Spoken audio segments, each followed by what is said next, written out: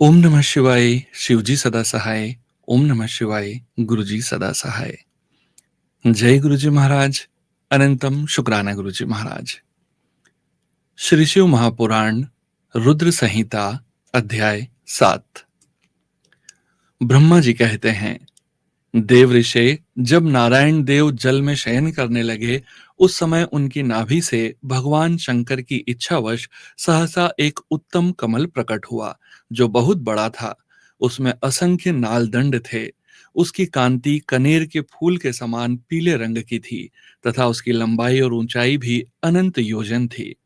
वह कमल करोड़ों सूर्यों के समान प्रकाशित हो रहा था। सुंदर होने के साथ ही संपूर्ण तत्वों से युक्त था और अत्यंत अद्भुत, परम रमणीय, दर्शन के योग्य तथा सबसे उत्तम था। तत्पश्चात कल्याणकारी परमेश्वर सांब सदाशिव ने पूर्ववत प्रयत्न करके मुझे अपने दाहिने अंग से उत्पन्न किया। मुने, उन महेश्वर ने मुझे तुरंत ही अपनी माया से मोहित करके नारायण देव के नाभि कमल में डाल दिया और लीला पूर्वक मुझे वहां से प्रकट किया। इस प्रकार उस कमल से पुत्र के रूप में मुझ हिरण्यगर्भ का जन्म हुआ।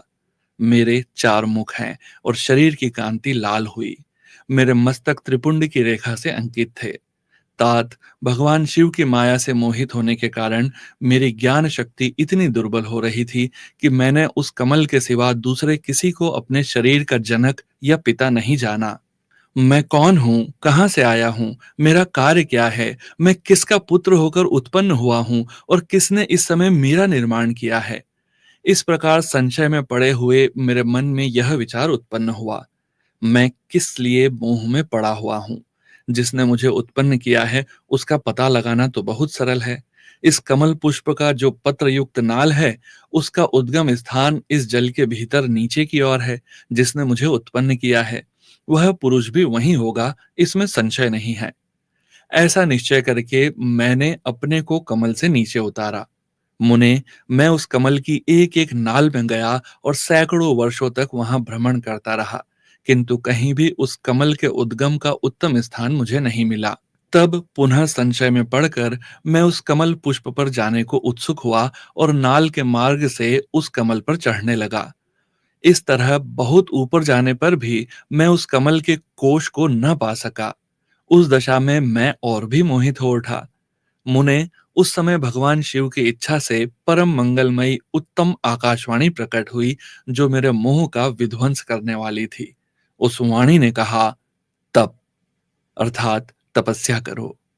उस आकाशवाणी को सुनकर मैंने अपने जन्मदाता पिता का दर्शन करने के लिए उस समय पुनः प्रयत्न पूर्वक 12 वर्षों तक घोर तपस्या की।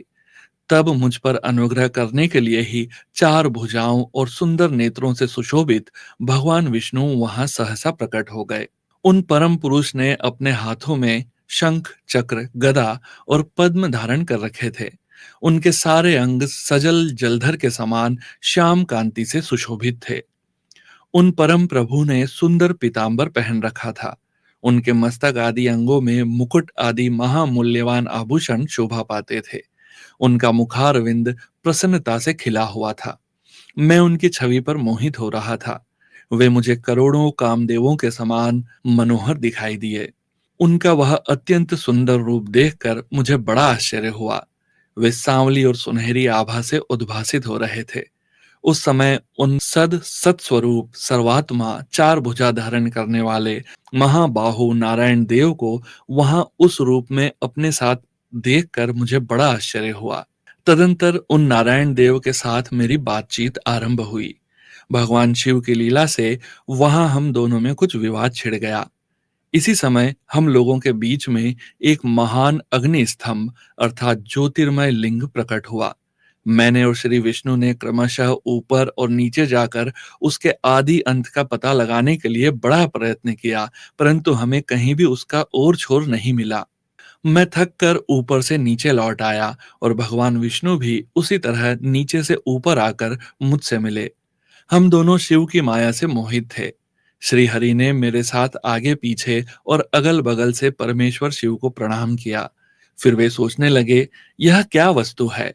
इसके स्वरूप का निर्देश नहीं किया जा सकता, क्योंकि न तो इसका कोई नाम है और न कर्म ही है। लिंग रहित तत्व ही यहाँ लिंग भाव को प्राप्त हो गया है। ध्यान मार्ग में भी इसके स्वरूप का कुछ पता नहीं चलता। इसके बाद मैं और श्रीहरि दोनों ने अपने चित्त को स्वस्थ करके उस अग्नि स्तंभ को प्रणाम करना आरंभ किया। हम दोनों बोले, महाप्रभु, हम आपके स्वरूप को नहीं जानते। आप जो कोई भी क्यों ना हो, आपको हमारा नमस्कार है। महेशान, आप शीघ्र ही हमें अपने यथार्थ रूप का दर्शन कराइए। मुनिश्रेष्ठ, इस प्रकार अहंकार से आविष्ट हुए हम दोनों ही वहां नमस्कार करने लगे। ऐसा करते हुए हमारे 100 वर्ष बीत गए। श्री शिव महापुराण अध्याय 7 समाप्त। श्री शिव महापुराण रुद्र संहिता सृष्टिखंड अध्याय 8। ब्रह्मा जी कहते हैं, मुनिश्रेष्ठ नारद, इस प्रकार हम दोनों देवता गर्व रहित हो निरंतर प्रणाम करते रहे।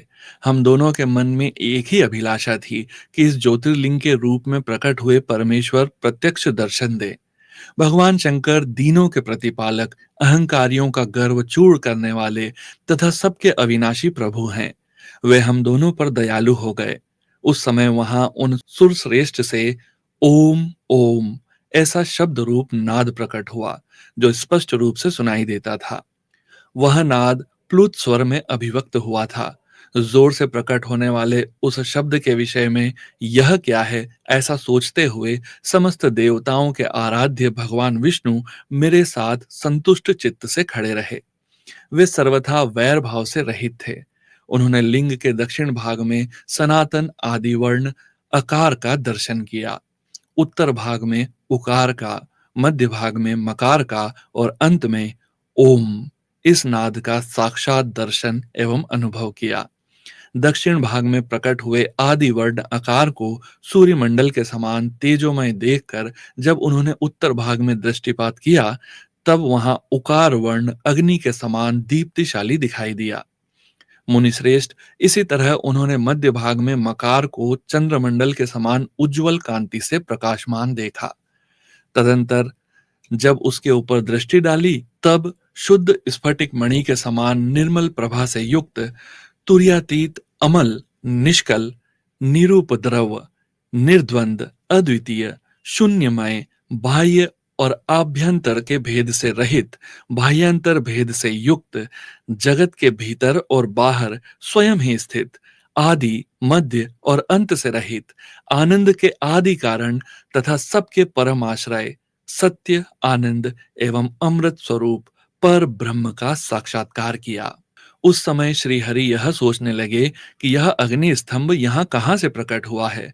हम दोनों फिर इसकी परीक्षा करें। मैं इस अनुपम अनल स्तंभ के नीचे जाऊंगा। ऐसा विचार करते हुए श्री हरि ने वेद और शब्द दोनों के आवेश से युक्त विश्वात्मा शिव का चिंतन किया। तब वहां एक ऋषि प्रकट हुए, जो ऋषि समूह के परम सार रूप माने जाते हैं। उन्हीं ऋषि के द्वारा परमेश्वर श्री विष्णु ने जाना कि इस शब्द ब्रह्ममय शरीर वाले परम लिंग के रूप में साक्षात पर ब्रह्म स्वरूप महादेव जी ही यहाँ प्रकट हुए हैं। ये चिंता रहित अर्थात अचिंत्य रुद्र हैं।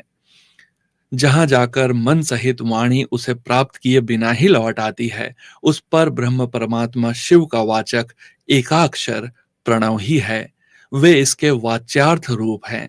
वह परम कारण, रित, सत्य, आनंद एवं अमृत स्वरूप परात्पर पर ब्रह्म एकाक्षर का वाच्य है। प्रणव के एक अक्षर आकार से जगत के बीजभूत अंड जन्मा, भगवान ब्रह्मा का बोध होता है। उसके दूसरे एक अक्षर उकार से परम कारण रूप श्री हरि का बोध होता है और तीसरे एक अक्षर मकार से भगवान नील लोहित शिव का ज्ञान होता है। अकार सृष्टि करता है, उकार मोह में डालने वाला है और मकार नित्य अनुग्रह करने वाला है। मकार बोध्य सर्वव्यापी शिव बीजी अर्थात बीज मात्र के स्वामी है और आकार संज्ञक मुझ ब्रह्मा को बीज कहते हैं। उकार नामधारी श्री हरि योनि है। प्रधान और पुरुष के भी ईश्वर जो महेश्वर हैं, वे बीजी, बीज और योनि भी हैं। उन्हीं को नाद कहा गया है। उनके भीतर सबका समावेश है। बीजी अपनी इच्छा से ही अपने बीज को अनेक रूपों में विभक्त करके स्थित है। इन बीजी भगवान महेश्वर के लिंग से आकार रूप बीज प्रकट हुआ, जो उकार रूप योनि में स्थापित होकर सब और बढ़ने लगा। वह स्वर्णमय अंड के रूप में ही बताने योग्य था। उसका और कोई विशेष लक्षण नहीं लक्षित होता था। यह दिव्य अंड अनेक वर्षों तक जल में ही स्थित रहा। तदंतर 1000 वर्ष के बाद उस अंड के दो टुकड़े हो गए। जल में स्थित हुआ वह अंड अजन्मा ब्रह्मा जी की उत्पत्ति का स्थान था और साक्षात महेश्वर के आघात से ही फूटकर दो भागों में बंट गया था। उस अवस्था में उसका ऊपर स्थित हुआ स्वर्णमय कपाल बड़ी शोभा पाने लगा। वही द्यूतलोक के रूप में प्रकट हुआ तथा जो उसका दूसरा नीचे वाला कपाल था, वही यह 5 लक्षणों से युक्त पृथ्वी है। उस अंड से चतुर्मुख ब्रह्मा उत्पन्न हुए, जिनकी क संज्ञा है। वे समस्त लोकों के सृष्टा हैं। इस प्रकार वे भगवान महेश्वर ही अ, उ और म इन त्रिविध रूपों में वर्णित हुए हैं। इसी अभिप्राय से उन ज्योतिर्लिंग स्वरूप सदाशिव ने ओम ओम ऐसा कहा। यह बात यजुर्वेद के श्रेष्ठ मंत्र कहते हैं। यजुर्वेद के श्रेष्ठ मंत्रों का यह कथन सुनकर ऋचाओं और साम मंत्रों ने भी हमसे आदर पूर्वक कहा, हरे हरे हे ब्रह्मन। यह बात ऐसी ही है। इस तरह देवेश्वर शिव को जानकर श्री हरि ने शक्ति संभूत मंत्रों द्वारा उत्तम एवं महान अभ्युदय से शोभित होने वाले उन महेश्वर देव का स्तवन किया। इसी बीच में मेरे साथ विश्वपालक भगवान विष्णु ने एक और भी अद्भुत एवं सुंदर रूप देखा। मुने वह रूप 5 मुखों और 10 भुजाओं से अलंकृत था। उसकी कांति कर्पूर के समान गौर थी। वह नाना प्रकार की छटाओं से छविमान और भांति भांति के आभूषणों से विभूषित था। उस परम उदार महापराक्रमी और महापुरुष के लक्षणों से संपन्न अत्यंत उत्कृष्ट रूप का दर्शन करके मैं और श्री हरि दोनों कृतार्थ हो गए। तत्पश्चात परमेश्वर भगवान महेश प्रसन्न हो अपने दिव्य शब्दमय रूप को प्रकट करके हंसते हुए खड़े हो गए। आकार उनका मस्तक और आकार ललाट है। इकार दाहिना और ईकार बायां नेत्र है। उकार को उनका दाहिना और ऊकार को बायां कान बताया जाता है। ऋकार उन परमेश्वर का दायां कपोल है और ऋकार बायां। रुंग और रुंग ये उनकी नासिका के दोनों छिद्र हैं। एकार उन सर्वव्यापी प्रभु का ऊपरी ओष्ठ है और ऐकार अधर। ओकार और औकार ये दोनों क्रमशः उनकी ऊपर और नीचे की दो दंत पंक्तियां हैं।